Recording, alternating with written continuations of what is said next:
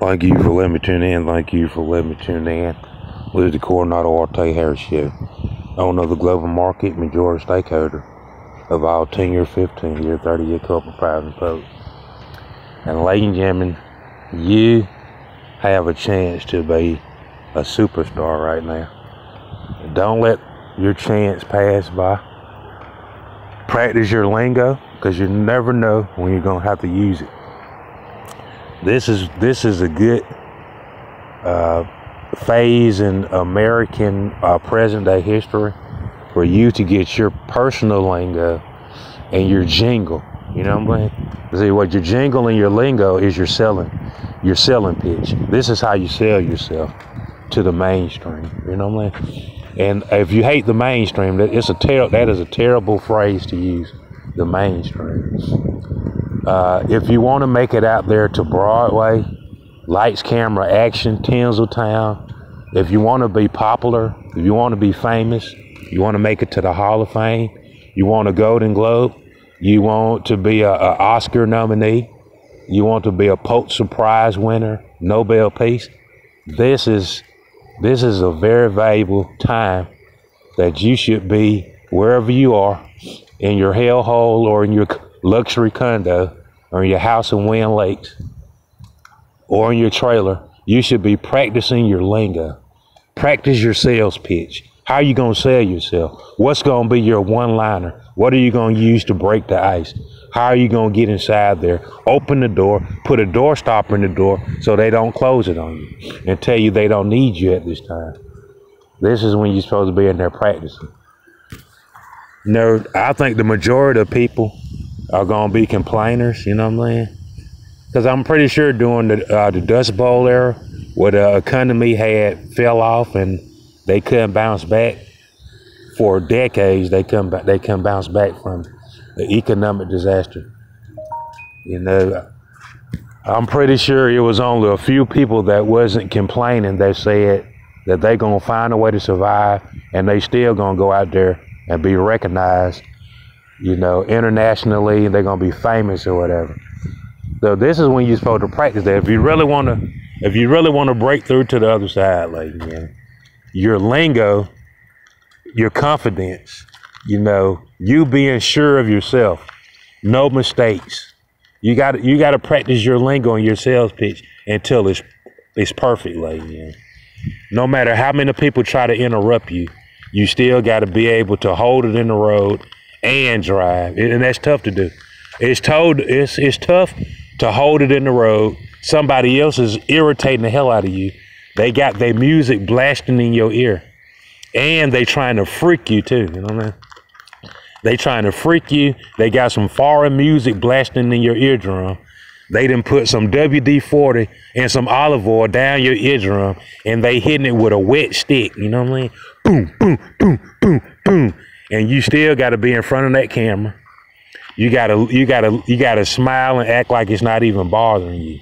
You see what I'm saying? So that's why I tell you, I wrote about this in 18 Invisible Sculptures. You got to practice your lingo and stop acting like you're young, dumb, and full of cum, and you got time to mingle. You got to stop doing that. Just because you're young, dumb, and full of cum, that don't mean you're going to always get amnesty for that. You know, when it's your time to shine, like, you know, when you have your Eminem moment, when you only got one chance to make it, you can't miss that opportunity, like, because if you do, you never get another one. You know, that's how Eminem described it. You only got one chance to make it. When your chance get there, if you blow it, it's a wrap, like, you know. A lot of time they gonna say, when you had a chance to go to Tinseltown, when you had a chance to go to the NFL or the NBA, you blew it. You know what I'm saying? And that's gonna be on your record, a loser. Just like Freddie Kitchens. They gonna say you was an NFL coach. You was a head coach of the NFL. Not just any NFL team. You was up there with Flesh and Bone and Busy and Bone Thugs and Harmony in the home of LeBron James, and you blew it. You didn't even last 1 year. They got you down as the most disgusting, uneducated man in NFL history with the most losingest record when they fired you. the losingest record in the league. So what I'm trying to tell you is, like, you have to practice your lingo. You know what I'm saying? I bet if Freddie Kitchens would have said that Myles Garrett's behavior was unacceptable and it's not going to be tolerated, and if he would have said he think that Myles Garrett's attitude is the reason why Cleveland lost a lot of them games, instead of him endorsing the behavior and said they gonna stand behind his fragrant foul and street gang mentality that he used for the fans, the young fans, instead of him endorsing it, he should have said that he was against it. He probably would have still had his job, lady. He could have used that same dilemma in the same situation he was, and he could have presented himself as a man with outstanding, you know what I'm saying, belief, outstanding belief, a wonderful role model. Even in a time when they losing, he could have said, he could have presented himself and presented the equation, presented a solution to the equation. He could have still had his job, ladies. But see, what happened was they told Garrett he could stay, and they told Freddie to hit the road. They fired him. Why? Because they go to the leadership, ladies. They probably gave Garrett a chance because you endorsed the behavior. You see what I'm saying? You see what I'm saying? You told Gary to do it. You know what I'm saying? You told him he could do it. What if the referee in the black and white, like, the referee, the commissioner, they seen it before it was gonna happen, and they told him, go ahead and do it. Go ahead and hit him upside the head with that helmet. Give him 1,000 stitches. Knock his ass out. And we gonna stand behind you. You see what I'm saying? That's why Freddie Kitchens lost his job, ladies. Because Gary was a player. He wasn't the leader.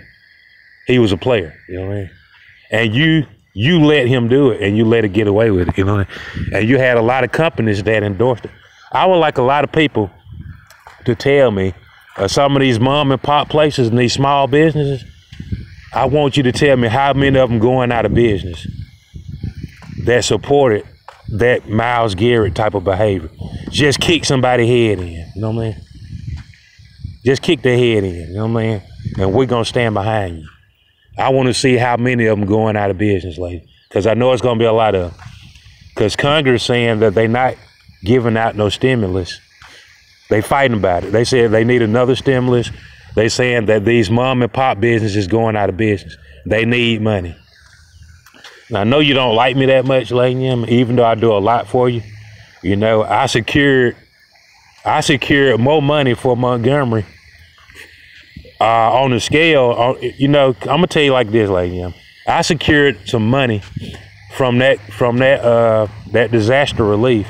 I secured enough for Montgomery for most people here to have some money. And you got to think about this. The money ran out, lady. They don't have no more money right now. But I was able to secure some people that I know. They might not like me, lady. You know what I mean? But the way that I did it, they couldn't deny it. You know what I'm saying? I posted it in every country and every state. They can see it. They can say this man has went in there and applied, and his number says that he's been improved. A lot of stuff you can see the proof from the number. The number of his the number when he presented his identification number. You know what I'm saying? His confirmation number says that the money that he was asking for, that he secured that amount of money. His confirmation number said he got approved. You see what I'm saying?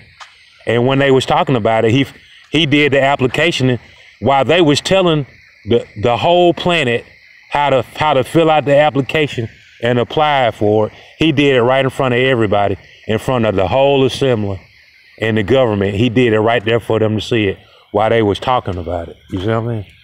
He didn't wait. You see what I mean? So you might not like me, you might hate me, but I know that you're glad that you got that money. You know, there's a lot of people. You don't like your grandmama that much. You don't like your granddaddy that much. You like what they could do for you. You know what I mean? When you get what you want, then you gone. You ever notice that, lady? You know, you tell your grandma and your granddaddy that you love them, but you just hug them on the side. You know what I'm saying? You don't really hug them. You know what I mean? You hug them because you feel like you have to, because you done went in there and took that money from them, or they done bought you a car, or bought you an apartment. You know what I'm saying? Or paid for your school or something. You know what I'm saying? So it's a routine. If somebody really set you down like your BFF forever, that's not really your friend, but you accepted them as your friend, you tell them more about things that you should tell your people. You have wonderful attitude with your best friend. Man, the conversation, I listen to it. The way that you talk to your best friend romantically, you know, intimately, tell them your deepest, nastiest secrets, and they act like they gonna keep it in between you and them. You don't tell your mom and daddy shit. You don't tell your grandma and granddad a damn thing. But you up there telling the devil everything. You know, that's how a lot of people get caught up in devil worship. They don't know that their best friend is the devil. You know, but in this scenario, they are. You know what I mean? You got your grandparents that'll do anything for you.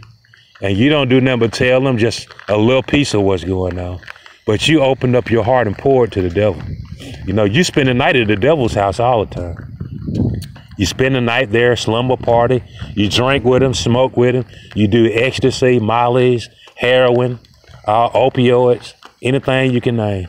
Cocaine, you do it with the devil. You don't do nothing with your grandma and granddad. You won't even drink a cup of tea with them. You trying to hurry up and get the hell out of there for some reason, you know? You don't want to spend a whole lot of time. Soon as you go see your grandma and granddaddy, your BFF forever calls and you say you got to go. It's an emergency. And it's not an emergency. Soon as you get in your car, you roll a blunt up. You know what I'm saying? And you was just in there with your grandma and granddaddy talking about the goodness of the Lord. You know what I mean? The goodness of the Lord and how Jesus going to come and help the strong. And as soon as you leave your mama, grandma house and granddaddy house, soon as you get in the car, you fill that needle up with that freebase and you shoot it up your veins, you know what I mean? And a lot of you out there doing that crystal meth. Soon as you leave your grandma and granddaddy house, a lot of time the money that they just gave you, you finna go spend it with your BFF and the dope man. You know what I mean? And you gonna go tell the devil exactly how you feel. You know, you could have told your grandma and granddaddy, and they could have told you that you might be possessed by the devil. You know what I mean? You've been tempted by the devil, my child. You know what I mean? If it's your daughter, your son, you could tell if they would just be honest with you one time. They've seen it before. Your grandparents know. They've got out of that trap that you was in. They was into that rock and roll. You know what I mean? They was into reefer and rock and roll and all that shit. It ain't like what you doing now. What you doing now is a stronger temptation of the devil. It's a stronger form of it. You know what I mean? Your grandma and granddaddy, they was living like this, like a government shutdown. That was their lifestyle. You know what I mean? When they went out there, when it wasn't a government shutdown, when they was growing up, this is how life was. You know what I mean? You didn't have no danger. You know what I mean? You didn't have no enemies because everybody, their ass was in trouble. You had to be in the house at 10 o'clock. You know what I mean? That was normal. It was normal for you to have your ass in the house from 10 to 5. And nobody better not be caught outside. That's the way it was when your grandparents was growing up. So this is what they really used to. It ain't nothing wrong with this. They've been wanting to be like this anyway. Well, you get your ass in the house before 10 o'clock. And don't you leave out in the middle of the night. You know what I mean? But see, you're not used to that. You used to that Sin City. You used to live in that adult, mature XXX. You used to that. That's the life that you used to. And now that you've been taken away from you, you can't really